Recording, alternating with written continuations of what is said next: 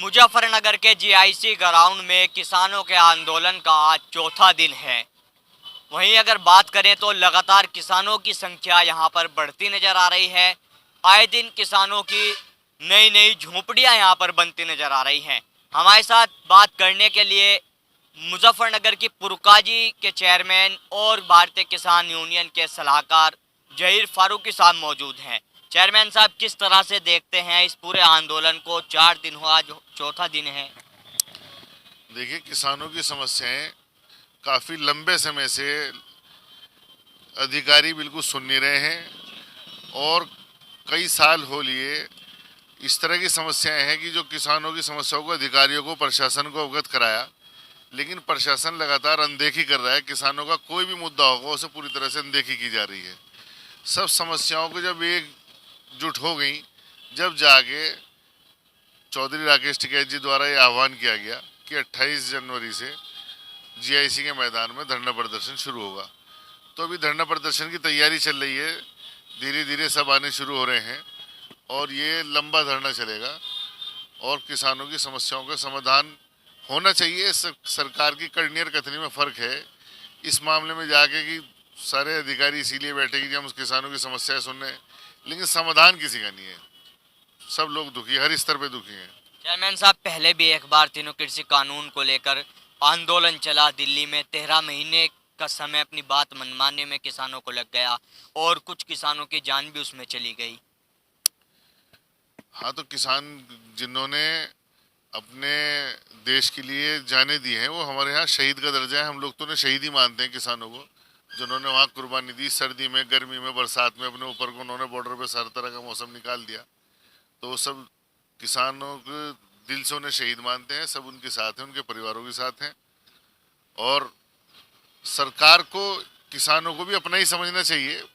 एक अजीब सा रवैया है हठधर्मिता का कि अगर किसान कोई मांग रखते हैं तो उसके खिलाफ ही खड़ा होना है। आके बैठ के बात करें, जो मांगे हैं उन्हें मान ली जाए तो अच्छा है, निस्तारण हो, एक प्यार मोहब्बत का माहौल बने। अच्छा, जैसे जब ये आंदोलन शुरू हुआ, इसकी शुरुआत हुई, तो जो आपके राष्ट्रीय प्रवक्ता हैं राकेश टिकैत साहब का कहना था कि इस आंदोलन की शुरुआत केवल मुजफ्फरनगर के किसानों से होगी, मुजफ्फरनगर की समस्याओं पे बात होगी। लेकिन तस्वीरें अब अलग अलग नज़र आ रही है। आसपास के जनपदों के जो किसान हैं वो भी यहाँ पर झोंपड़ी बनाकर डेरा डाले हुए हैं। देखिए, किसान तो सभी जगह के दुखी हैं। पूरे देश का किसान आज दुखी है। सुनवाई कहीं किसी किसान की कुछ है नहीं, हर चीज़ महंगी होती जा रही है। तो जब पता लगता है कि भारतीय किसान यूनियन ने धरना प्रदर्शन शुरू कर दिया है तो अन्य जिलों के भी जो दुखी किसान हैं वो भी आ रहे हैं। तो कोई बड़ी बात नहीं है, हर जिले से, हर स्टेट से किसान आने शुरू हो जाएं तो कोई बड़ी बात नहीं है, क्योंकि सभी लोग दुखी हैं।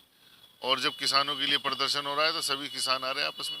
तो चेयरमैन साहब, क्या लगता है आपको, इस आंदोलन में आज चौथा दिन है, तस्वीरें लगातार रोजाना बदलती नजर आ रही है, आगे किस तरह का रूप धारण ये आंदोलन कर सकता है? किस तरह की चीजें और इसमें बढ़ती नजर आ सकती हैं?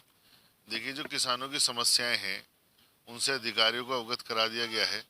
अगर जल्दी ही उन समस्याओं का निराकरण हो जाएगा तो बहुत अच्छा रहेगा। ये किसान भी अपने सारे काम छोड़ के, खेती बाड़ी छोड़ के यहाँ मैदान में पड़े तो ये भी अपने काम का नुकसान कर रहे हैं। और कहीं ना कहीं प्रशासन के लिए भी एक सिर का दर्द है ही कि उनके प्रशासनिक एरिया के अंदर इस तरह से धरना प्रदर्शन चल रहा है।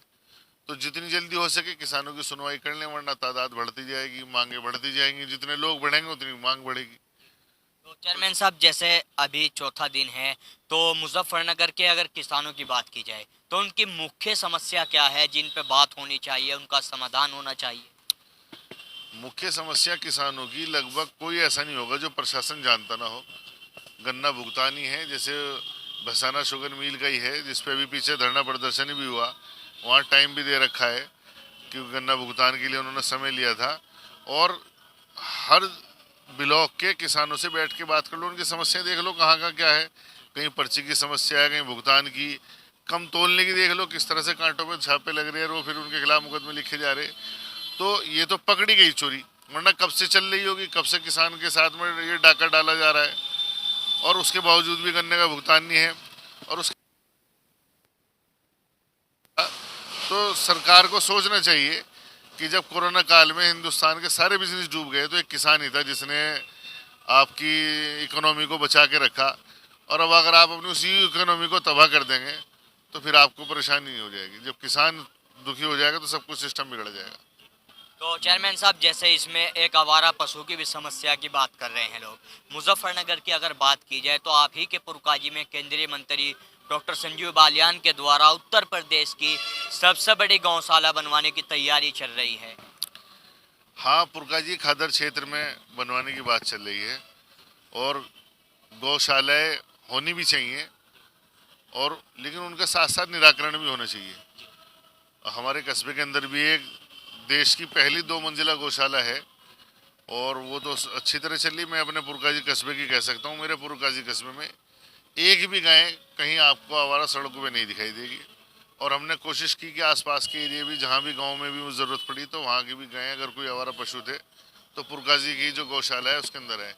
अच्छी बात है, काऊ सेंचुरी बनाए, लेकिन किसानों की सहमति से बनाए। जहाँ किसानों की ज़मीन पे लेकर कुछ विवाद है तो बैठ के उनसे विवाद का हल कर लें। तो अच्छी बात है, क्योंकि किसानों के लिए आप कोई काम कर रहे हैं और उससे कहीं किसी लेवल पे जाकर अगर किसान ही परेशान है तो कहीं ना कहीं आपका भी जो टारगेट है वो भी पूरा नहीं हो पा रहा। जब आपको उद्देश्य यही है तो बैठ के उनसे जो किसी की समस्या हैं, जो जायज़ समस्या है, उनका निराकरण कर दें।